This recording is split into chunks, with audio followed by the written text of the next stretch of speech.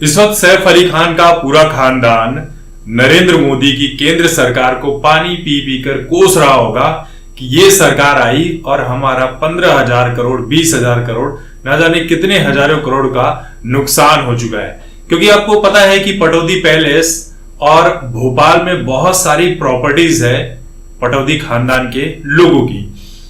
तो साल 2014 में एनिमी प्रॉपर्टी एक्ट आया हुआ था।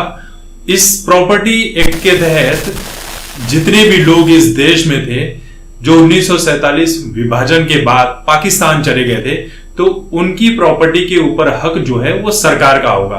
अब सरकार चाहे वो कांग्रेस की रही हो या अब बीजेपी की हो, लेकिन बीजेपी की कार्यकाल में ये एक्ट आया है तो लोग कह रहे हैं कि भाई बीजेपी का ही योगदान है।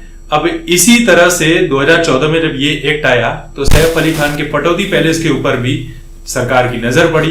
तो जब नजर पड़ी तो सैफ अली खान ने कोर्ट का रुख किया था।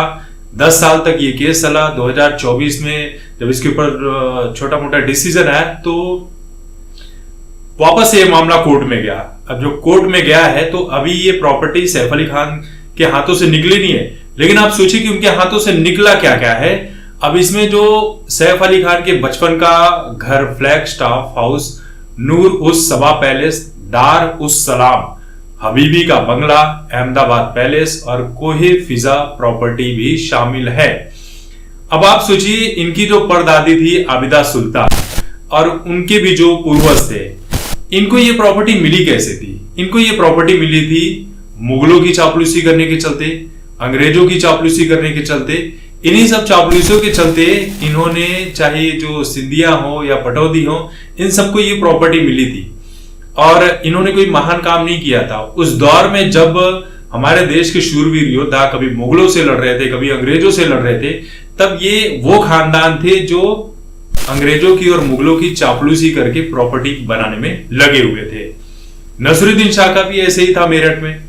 इनके परदादा ने अंग्रेजों के तलवे चाटे थे तो अंग्रेजों ने नसरुद्दीन शाह के दादा को कुछ प्रॉपर्टियां गिफ्ट कर दी थी।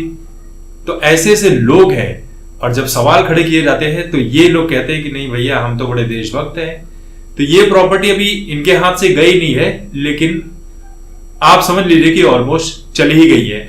और उसी को लेकर लोग कह रहे हैं कि ये जो सैफ अली खान के ऊपर हमला हुआ था ना, ये सब एक सोची समझी प्लानिंग हुई थी ताकि एक इमोशनल जो कहते हैं ना कि अपने तरफ झुकाव लेकर आना, उसी के लिए ये सब कुछ किया गया था।